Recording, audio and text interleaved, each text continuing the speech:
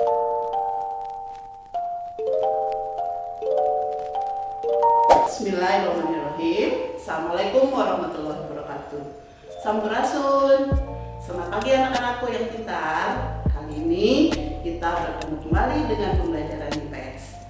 Semoga kita selalu dalam keadaan sehat walafiat, tetap semangat, tetap ikuti protokol kesehatan, tetap di rumah dan tetap giat untuk belajar. Keep healthy, oke?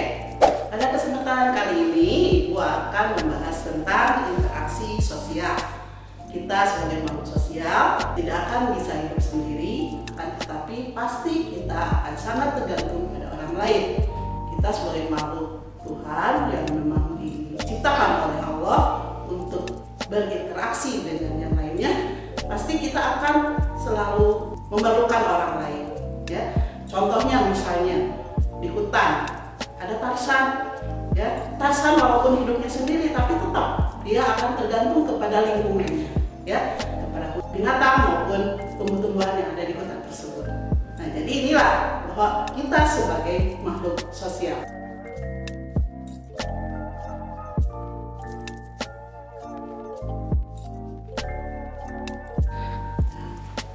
Hari ini kita akan membahas konsep tentang interaksi sosial, di mana tujuan pembelajaran yang harus kalian kuasai yaitu kalian harus bisa menganalisis dan menjelaskan apa itu interaksi sosial dengan penuh tanggung jawab dan rasa syukur. Di sana kalian bisa lihat ada gambar yang memperlihatkan adanya interaksi antara satu kelompok dengan satu kelompok lagi yang ada di dalam kelas, ya. Nah, Ibu sekarang bertanya pada kalian, apakah menurut kalian ini, gambar ini, mereka sedang melakukan komunikasi atau tidak ada komunikasi sama sekali? Oke, sudah pasti ya, sudah pasti di depan kelas mereka sedang mempresentasikan antar kelompok, berarti ada komunikasi di dalamnya, ya. Nah, salah satu interaksi sosial syaratnya yaitu harus ada komunikasi. Tetapi sebelum kita ke konsep interaksi sosial, kita harus tahu dulu apa itu sih sebetulnya interaksi sosial. Tentu kita harus lihat definisinya.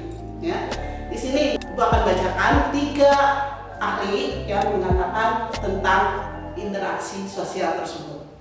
Misalnya di sini Gilin menyatakan bahwa interaksi sosial merupakan hubungan sosial dinamis yang terjadi antara satu individu dengan individu lainnya maupun dengan kelompok ataupun hubungan antar kelompok.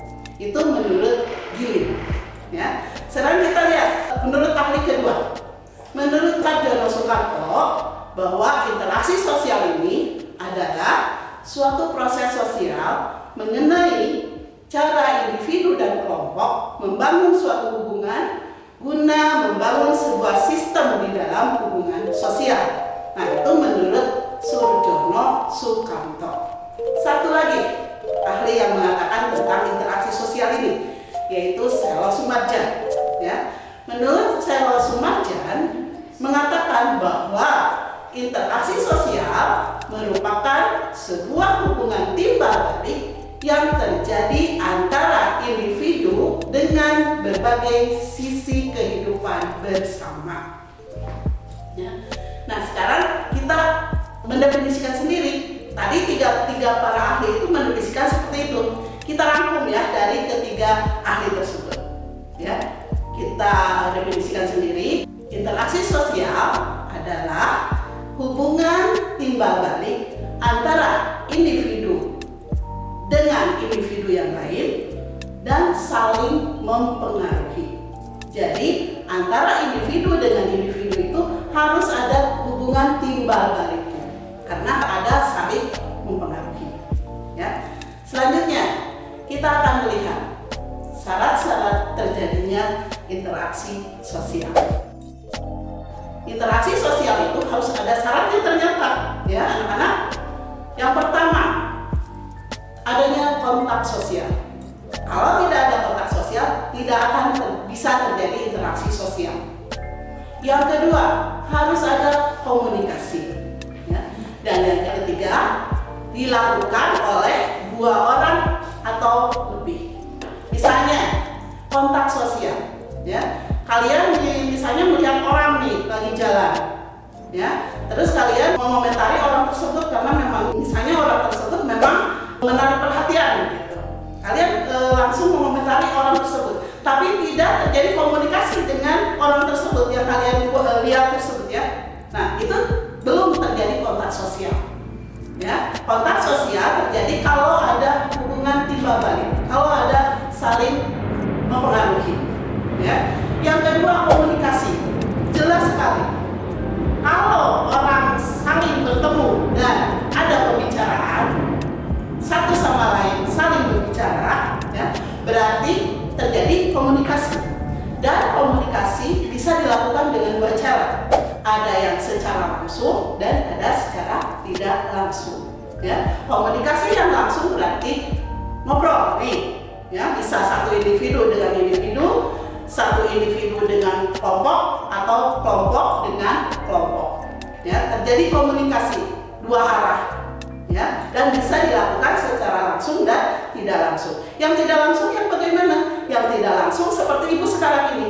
Ya, ibu memberikan materi kepada kalian melalui video pembelajaran. Berarti itu dilakukan komunikasi secara tidak langsung dan hanya satu arah. Ya, dan satu lagi tadi, interaksi sosial terjadi kalau ada 2 orang atau lebih. Tidak mungkin hanya dilakukan oleh satu orang. Ya, orang gila memang suka bicara, tapi bicara pada diri sendiri dan tidak berinteraksi dengan yang lain. Berarti orang gila tidak melakukan interaksi, ya, karena interaksi harus 2 orang atau lebih. Ya, itulah syarat-syarat terjadinya interaksi sosial. Selanjutnya, kita akan melihat apa sih yang menjadi faktor-faktor pendorong terjadinya interaksi sosial. Faktor-faktor pendorong terjadinya interaksi sosial ada yang berbentuk identifikasi, ada imitasi, ada sugesti, ada empati, ada simpati, dan motivasi. Ya, kita lihat yang identifikasi. Nah, kita lihat di sini ada identifikasi dan imitasi. Ya, apa itu identifikasi dan imitasi? Sebetulnya kedua kegiatan ini sama sih. Cara meniru, ya, imitasi meniru, identifikasi juga sama meniru, ya, meniru orang-orang yang idolakannya, ya. Tapi ada perbedaannya antara imitasi dengan identifikasi, walaupun sama-sama meniru, ya. Kalian bisa lihat di sana tuh imitasi ya. Ada seorang anak yang sedang mencukur jenggot dengan bapaknya gitu ya. Nah, berarti si anak itu meniru kegiatan ayahnya yang sedang mencukur jenggot. Itu imitasi, karena dilakukan tidak sampai mendalam. Jadi apa yang dilakukan oleh orang tuanya diikuti oleh anaknya. Ya, tidak sampai misalnya si anaknya ikut-ikutan cara bicara ayahnya misalnya, atau cara makan ayahnya, atau cara misalnya kehidupan sehari-hari ayahnya, enggak. Tapi dia hanya mengikuti hal-hal yang memang disenangi oleh anak tersebut terhadap ayahnya. Ayahnya sedang mencukur jenggot, dia ikuti mencukur jenggot. Itu berarti imitasi. Ya. Sekarang kita lanjut ke identifikasi. Nih, ibu di sana memberikan gambar ada yang orang nih, ya, merombak mukanya sampai dengan persis seperti boneka Barbie. Jadi identitas dianya sudah tidak kelihatan lagi. Dia orang tetapi kok seperti boneka gitu ya. Itu berarti dia mengidentifikasikan, menyamakan dia sendiri dengan orang lain atau dengan boneka yang semua sifatnya sama dengan orang tersebut. Sampai cara berjalannya diikuti, bicaranya diikuti, ya, cara makannya mungkin diikuti, mungkin juga cara pemikirannya juga diikuti. Tapi dalam kasus ini dia hanya mengikuti Barbie saja, boneka, tentunya tidak sampai kepada cara jalan dan lain sebagainya, karena kan boneka benda mati, ya. Nah, jadi di sini antara identifikasi dengan imitasi sama-sama merupakan proses peniruan. Ya, hanya kalau imitasi itu meniru tidak sampai mendalam, sedangkan identifikasi meniru sampai dengan mendalam. Ya. Selanjutnya ada sugesti. Ibu memberikan contoh di sini seorang dokter. Ya, seorang dokter selalu memberikan sugesti kepada pasiennya supaya pasiennya cepat sembuh. Misalnya dia memberikan obat gitu ya, terus dia menganjurkan untuk memakan makanan yang sehat dan lain sebagainya. Itulah sugesti. Dan biasanya pasien akan nurut kepada dokternya. Kita lanjutkan ya. Perbedaan simpati dengan empati. Ya, kelihatan kan di gambarnya ada simpati, ada empati. Sebetulnya kedua kegiatan tersebut sama, ya, yaitu merasakan penderitaan orang lain, gitu ya. Hanya simpati sifatnya tidak terlalu mendalam, sedangkan empati mendalam sekali. Ya, kita lihat empati ya. Empati itu tadi merasakan penderitaan orang lain, ya, dengan cara yang sangat mendalam, ya. Jadi ikut serta gitu ya dalam merasakan penderitaan orang lain. Ya. Satu lagi ini motivasi. Tuh, yes you can, gitu kan? Kamu pasti bisa. Nah, itu kan salah satu quote atau salah satu kata untuk memotivasi kita, ya, supaya bisa mencapai tujuan. Ya, tujuan yang kita harapkan dengan adanya motivasi, insya Allah tujuan tersebut bisa kita raih. Selanjutnya kita akan melihat konsep yang terakhir, yaitu tentang bentuk-bentuk interaksi sosial. Ternyata interaksi sosial itu terbagi ke dalam dua bagian, ya. Ada yang bersifat asosiatif, yang sifatnya positif, dan ada yang bersifat disosiatif, yang sifatnya negatif, ya. Yang bersifat asosiatif, contohnya misalnya ada kerjasama, ada akomodasi, ada mediasi, ada akulturasi, dan ada asimilasi. Kita lihat satu persatu ya. Oke, kita lihat dulu kerjasama. Kerjasama ini ada gambarnya. Kalian bisa lihat orang yang sedang bekerja sama membersihkan lingkungannya, ya. Mereka bergotong royong supaya lingkungannya bersih. Itu ya, dilakukan secara kerjasama. Dan itu sifatnya pasti positif kan? Ya. Sekarang yang kedua, akomodasi. Nih, akomodasi itu merupakan usaha untuk menyelesaikan masalah.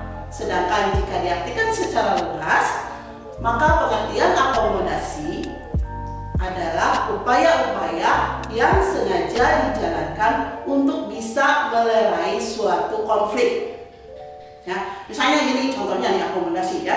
Ibu sebagai seorang RT, salah satu RT di satu kampung gitu ya. Nah, ternyata ada beberapa keluarga yang terjadi konflik, ya, terjadi konflik sampai akhirnya misalnya kedua keluarga itu bersitegang gitu ya, sampai bercakar-cakaran gitu. Nah, di sini ibu sebagai ketua RT mempunyai kewajiban kan, ya, untuk melerai kedua keluarga tersebut. Akhirnya di sini ibu memberikan upaya, ya, supaya kedua keluarga tersebut akur kembali. Ya, nah di sini ibu berupaya untuk gimana nih caranya supaya kedua keluarga itu menjadi akur lagi.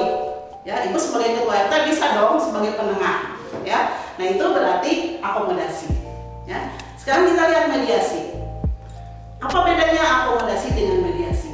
Tadi kalau akomodasi itu usahanya, ya, sedangkan mediasi itu cara penyelesaiannya, cara yang dilakukannya. Ya, mediasi adalah cara penyelesaian sengketa melalui proses perundingan untuk memperoleh kesepakatan para pihak yang bersengketa dengan dibantu oleh mediator. Nah, tadi ketua RT itu merupakan mediator, ya, mediator yang berupaya, yang berusaha untuk mengakrabkan kembali kedua keluarga yang terjadi konflik, ya. Dan caranya bagaimana? Ya, dilakukan misalnya memanggil kedua keluarga tersebut duduk bersama. Apa sih yang jadi permasalahan? Ya, dicari solusi pemecahannya oleh RT dan kedua keluarga tersebut. Nah, itulah melakukan akomodasi dengan mediasi. Selanjutnya, contoh dari yang sifatnya asosiatif, yaitu ada akulturasi dan asimilasi. Nah, sebetulnya ini akulturasi dan asimilasi ini sama-sama percampuran dua unsur budaya atau lebih. Ya, tapi ada bedanya. Di mana bedanya? Kalau akulturasi, ya, ada dua budaya yang bersatu, tetapi budaya asalnya masih terlihat. Ya, di sini misalnya Ibu berikan gambar Masjid Lao Tse, ya. Ya, masjid yang ada di Kota Bandung juga. Di sana ornamennya perpaduan antara Islam, masjid, ya, dengan adat Cina gitu kan, Konghucu ya. Nah, di sini berarti terjadi perpaduan antara budaya Islam dengan budaya Konghucu. Nggak apa-apa ya.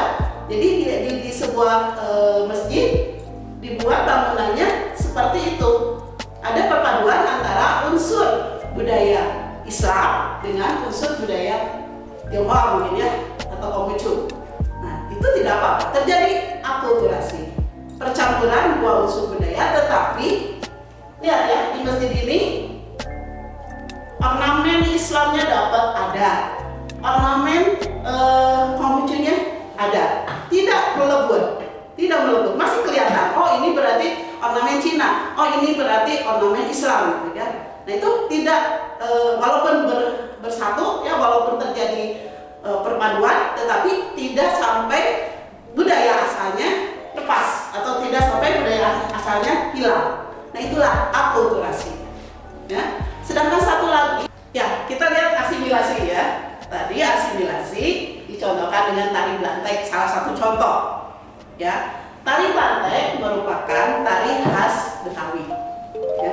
Orang tidak tahu bahwa tari Blantek itu ternyata berasal dari dua unsur budaya. Apa saja? Misalnya unsur budaya Betawi dengan unsur budaya Cina.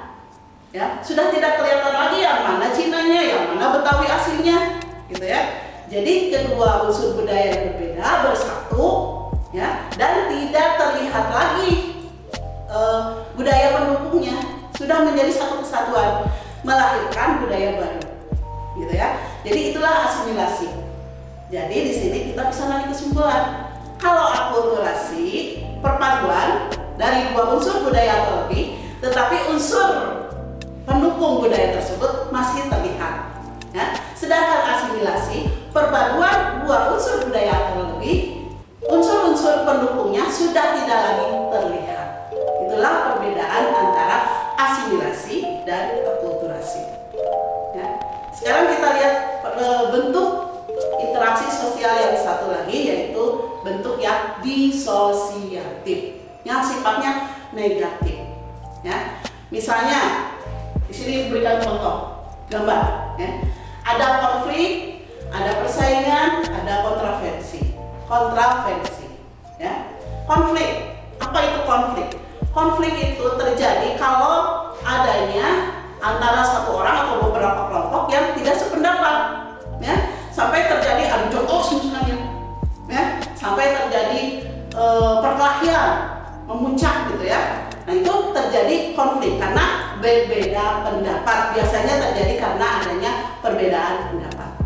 Itu contoh dari interaksi sosial yang disosiatif. Ya. Sekarang persaingan.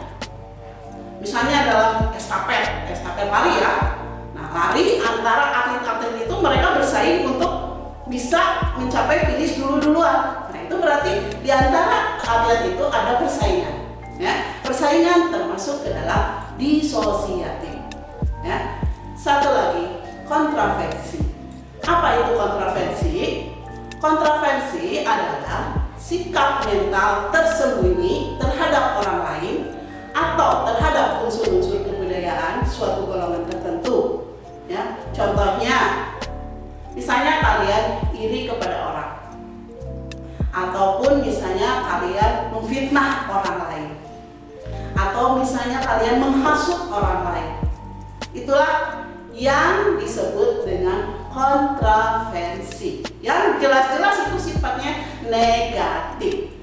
Ya, karena rasa iri, rasa dengki, memfitnah orang lain itu kan tidak diperbolehkan, ya. Karena itu tidak sehat dan tidak dianjurkan dalam agama manapun. Ya, kita tidak boleh iri, kita tidak boleh dengki kepada orang lain, kita tidak boleh menghasut kepada orang lain.